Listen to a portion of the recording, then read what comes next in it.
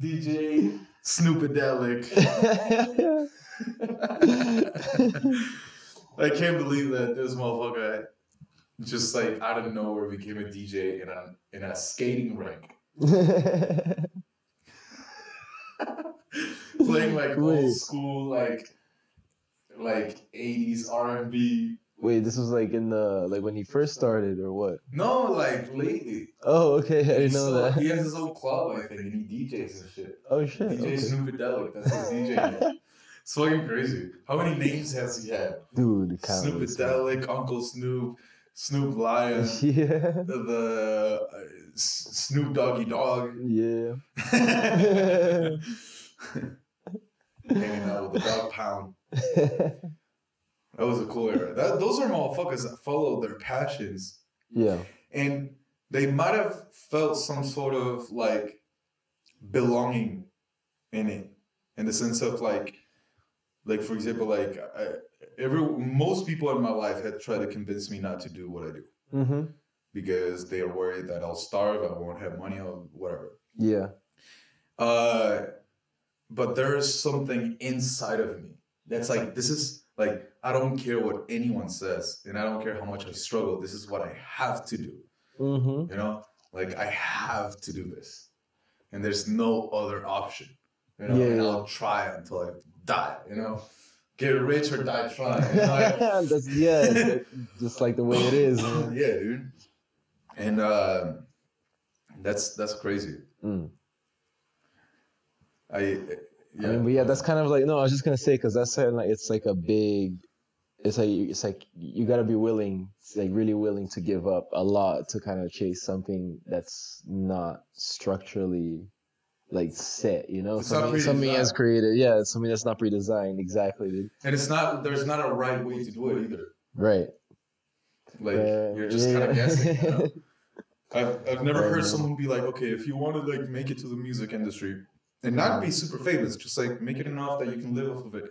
I've met a lot of musicians. There's no one that will give you a recipe for it. No one can. Mm-hmm. You just can't. You just got to give it all. Mm-hmm. And your all will put you in your place. Right, yeah, it'll put you where you're meant to be, man. Right. Going back to that whole fate thing, which is right. Eventually like you, like, I mean, some like it can often happen that you work your ass off towards this one goal, and eventually you find yourself being in a position where like another goal is kind of like more suited for you, but you just kind of like you had your head so focused on this one path that like this other one, you just completely shut everything off on the sides, you know? Right. That's why like I've actually heard a lot of people talk about that. Like sometimes like in your like journey to your goals, you might find out that your goals are not exactly as you thought they were in the beginning. Yeah. It might change on the way and stuff. Yeah. And that's happened to me too. And I'm sure it might have happened to you. Because like, for example, like I always know that I wanted to do music, but what to do with it, I was never sure. At first I wanted to be a guitarist in a metal band. Then all of a sudden I started playing drums and I wanted to be a drummer. And then I wanted to like sing when I started studying opera, and I wanted to be a frontman in a band or be a soloist, you know, and like just have my own music. Yep. And then I got into hip hop, and I already knew a little bit of production. I was like, oh shit, like I don't have to be the frontman and have to be performing. I can produce all these motherfuckers and like make the beats and make a lot more money than them. And then I found out DJing, and I was like, oh shit, this combines all my skills. Let's go for it too, you know? Right. And I mean, like, and eventually my main goal became like the production part, you know? Mm-hmm. But it wasn't like that forever, you know? Right. It kind of like develops as your own passion develops. Man, I started developing more skills too, more knowledge. Mm-hmm. Right. Yeah. And like that development never would have happened in the first place if you didn't actually like take the steps towards like going for that passion, right? You know, which is also So yeah, it could have been that like you just would have been thinking about playing guitar the whole time if you never actually like decided to pick it up. Right. And like in that sense, for example, like when to me DJing before I started getting into it, like I always picture that one guy that gets hired to play in a fucking teenager's birthday party or in a wedding. Yeah. And no one knows who the fuck that guy is. Right, yeah. Like, no one knows. It's just another, like, one of those, like, random freelance hires. They're not even on a stage. They're, like, sitting on a corner on a chair with a desk and the mixer, and they're just, some of them are even mixing on the computer without a mixer. Mm-hmm. And it's like, I've seen a lot of people like that, and they just play music. They're not even, like, mixing that much. Yeah. But people have fun and shit. They don't really know what he's doing, you know? Mm-hmm. But then my sister wanted to go to an electronic music festival or concert, and I went because I was like, okay, I might not be passionate about this music, but I remember because she was 9, and I remember I was like, when I was 9, I went to my first concert, so I understand it. So even though I don't like it, I'll go with you, so you have that experience. And that's when I realized what DJing was, because I didn't go to a party. I went to a concert. Yeah. And that's a whole fucking other level of it. And there's like a whole planification before that and everything. And it's crazy. And that's when you start like maybe changing your goals or what you want to do with your skills and stuff. Yeah, through like actual exposure in that world. Being able to like navigate it, understand what suits you. Right. Man, another thing I wanted to ask, like how important do you view like having like similarly minded people like around you, like having a community of people who are also like striving creatively, like in that sense? I think it's hugely important. In Chile, we have the saying, "Dime con quién andas y te diré quién eres." Okay, yeah. Tell me who you're with, and I'll tell you who you are. And like, man, I'm pretty sure that's a biblical quote. Maybe. I'm pretty sure there's something like that in the Bible. But yeah, continue. Yeah. And in that sense, like, I think that's really important.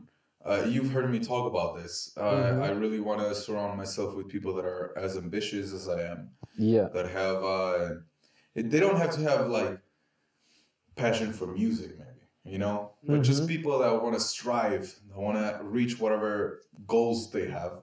When you surround with people that are like that, you feel that energy.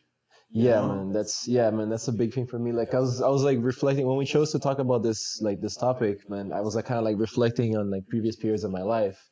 And one thing that I really noticed is that like when I look back at the points where I was like least creative, it was also the points where I have like the least amount of like creative friends or creative people around me. You know, people around me that were creating things, like making things out of their own imagination that was in their heads or something like that. You know, I'm pretty sure you've heard me say this.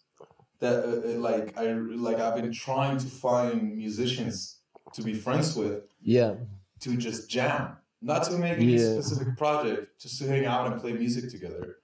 Because like I need that. The moment I stopped having that in my life, in the US, I was always hanging out with musicians, and they were always like, "Yo, pick up your guitar and let's jam." And it was always a thing, you know. It was every day jamming, and like in Chile, I didn't have that kind of circle. And like I became less creative because of that. And then moving here, one of my goals has been like making musician friends. And you never know if something like an actual project pops up, you know? Right. Just with the purpose of more like in sharing the passion for it, you know? Yeah, having that shared experience. Yeah. It's cool. But I think it's really important to surround yourself with people that want similar things in life than you do.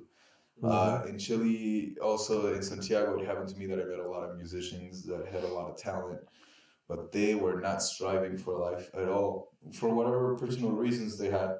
Yeah. But in that sense, I kind of distanced myself, and there was like a natural rejection from me. Hearing someone that they don't want to do anything with their life. To me, even though I don't judge and I understand that not everyone wants to like the same things I do, I respect that. To me, it's just like, oh, that's so fucking boring, dude. Well, just like when you have no goals, you mean? Yeah, it's like I know people that don't have any goals. They don't know what to do with their lives. They don't know what they like. They don't know what they want. They don't know what they're good at. They've never had the chance to explore themselves in that way. And now they're 25, 30 years old, and they've been working in the same 9 to 5 for like 10 years. And that's all they aspire to.